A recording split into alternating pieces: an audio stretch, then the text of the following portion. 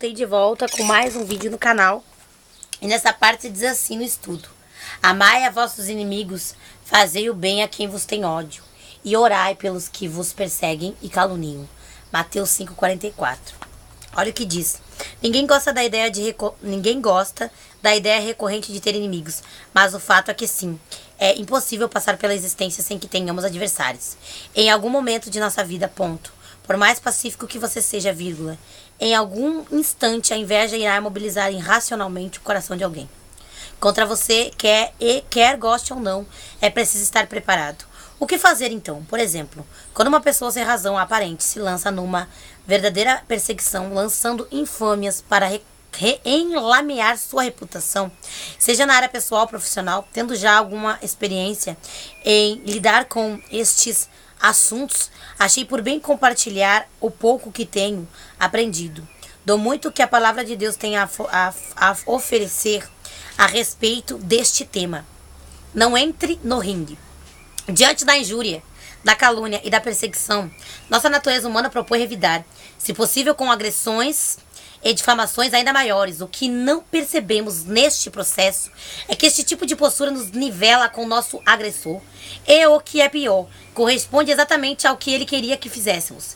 No momento em que revidamos, estamos aceitando a provocação, aceitando o convite para entrar no ringue. Ficar calado pode evitar grandes precipitações de que você pode se arrepender mais tarde. Há tempo de estar calado e tempo de falar. Eclesiastes 3:7.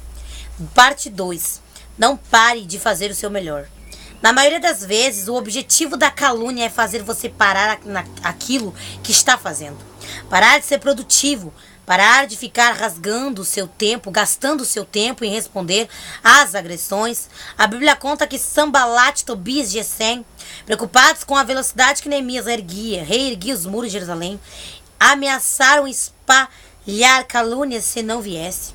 Conversar com eles, Neemias apenas disse: estou envolvido em uma grande obra, não posso descer até vocês. Lembro que você tem mais o que fazer. Deixe seu inimigo falando sozinho. Parte 3. Não invista tempo em quem não merece. Jesus foi bastante claro ao declarar que não devemos atirar nossas pérolas aos porcos. Seu tempo é precioso. Muitas vezes você não tem tempo nem de visitar as pessoas que você gosta. Um amigo que está no hospital e vai gastar seu tempo logo com quem te detesta? Não permita que seu inimigo consiga roubar seu tempo. Parte 4. Não acumule o ódio.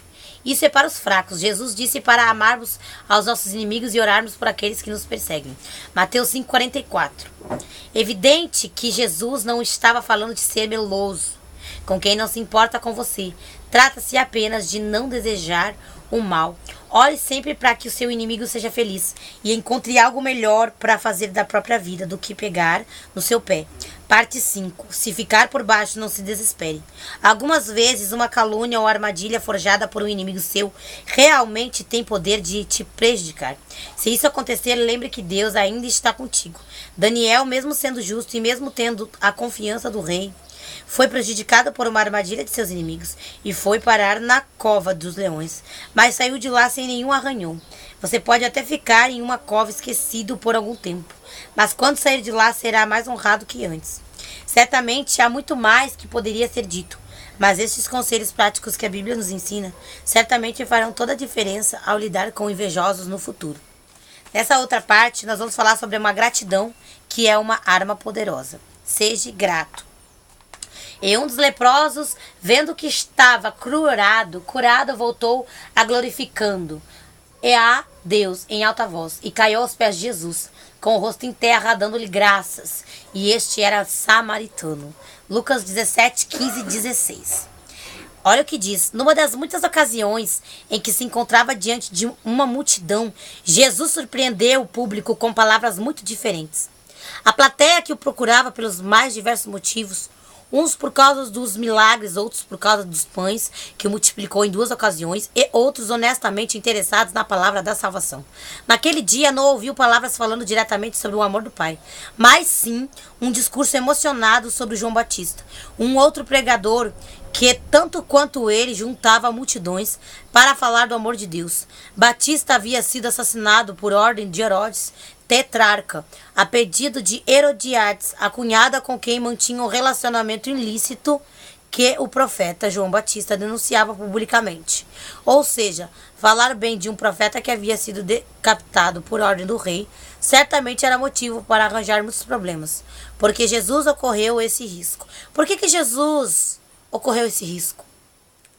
João Batista havia sido o precursor do ministério de Jesus e, de certa maneira, foi como uma espécie de mestre de professor para Jesus.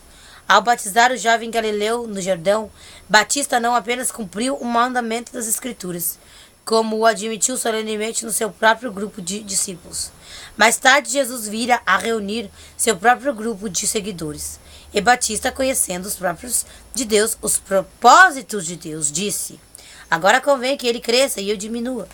Alguns anos depois, Batista foi morto por não renegar sua fé e denunciar publicamente o pecado do rei. Jesus, ao saber disso, fez uma pregação emocionada sobre João Batista, proclamando-o como o maior profeta nascido de mulher. Algo surpreendente para ouvintes que conheciam a história de Moisés, Elias, Eliseu e outros profetas da Bíblia. Mais do que defender sua fé, Jesus mostrou sua eterna gratidão a alguém que o tinha precedido, que havia sido um mestre e um amigo. É triste perceber que, nos dias de hoje, raríssimas pessoas seguem o exemplo de Jesus. Ele, que era filho de Deus, não se sentiu diminuído por expressar gratidão, um ser humano corajoso, que, diferente do noticiário da política e do mundo dos negócios, onde todos os dias vemos alguém praguejando a herança maldita de alguém que o antecedeu, ou prometendo reinventar a roda, sem a mínima consideração pelo que foi feito antes dele. Jesus valorizava muito a gratidão. No conhecido episódio da cura dos 10 leprosos, Jesus não deixou de surpreender pelo fato de apenas um deles, que nem mesmo era judeu, ter voltado para lhe agradecer. É pela nossa capacidade de expressarmos gratidão que podemos medir nossos caráteres. Quanto mais gratos soubermos ser, melhor caráter nós teremos e mais parecidos seremos com Jesus. Aqui eu abordarei e falarei a respeito falando um pouco de gratidão. Bendize, ó minha alma, ao Senhor, e tudo que há em mim. Bendiga o seu santo nome. Bendize, ó minha alma, ao Senhor, e não te esqueças de nenhum de seus benefícios. Salmo 103, versículo 1 e 2. Apenas recentemente, a psicologia tem se voltado para o estudo de emoções positivas como a gratidão. O movimento chamado Psicologia Positiva, iniciado mundialmente em 1998 por Martin Seligman, constatou que a psicanálise sabia muito sobre depressão, narcisismo, egolatria e outras patologias, mas quase nada sobre os bons aspectos da mente humana, aqueles que de fato são responsáveis pelo desenvolvimento da pessoa. Estudos bastante recentes apontam que a gratidão como um elemento indispensável para o equilíbrio da mente humana, para a construção da personalidade e do caráter. A capacidade de responder positivamente ao afeto, ao gesto benevolente de outra pessoa, é fundamental para uma vida emocionalmente sadia. A própria psicologia reconhece seu atraso nesse assunto. Em relação à Bíblia, o atraso é de mais de 4.000 anos, se levarmos em conta o tempo em que surgiram os 5 primeiros livros da Bíblia, chamados... Mãe, tô gravando. É que São João e Ana Maria estão para chegar a qualquer momento. E aí? Tu dá uma olhadinha, por favor. Tá. Chamados pela tradição cristã de Pentateuco e pelos judeus de Torá Sagrada. É nesses livros que encontramos histórias que simbolizam os aspectos negativos da ausência de gratidão na vida espiritual. No capítulo 11 do livro de Números, encontramos relatos de como o povo hebreu queixava-se no deserto, por causa das dificuldades que passavam. Queixavam-se do maná que era fornecido diariamente por Deus e chegavam a dizer que tinham saudades dos melões e dos manjares do Egito. Quase ninguém era capaz de agradecer pelo fato de Deus os ter tirado da escravidão de um contexto de permanente tortura e sofrimento. A falta de gratidão, mais do que um simples desequilíbrio ideológico, como hoje conhece a psicologia, é um desvio espiritual responsável por retardar muitos dos projetos pessoais dos seres humanos.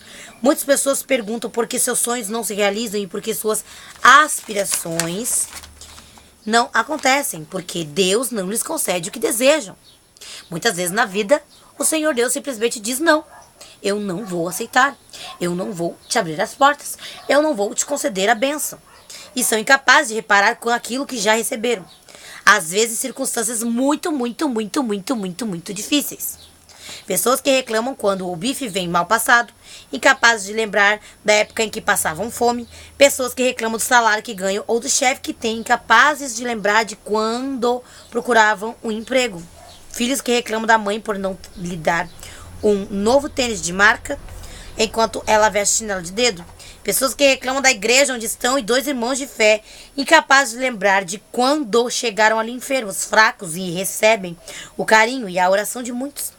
A ausência de gratidão é companheira da insegurança. Muitas pessoas têm até medo de aceitar favores, por não suportarem a ideia de se ver moralmente presas a outros.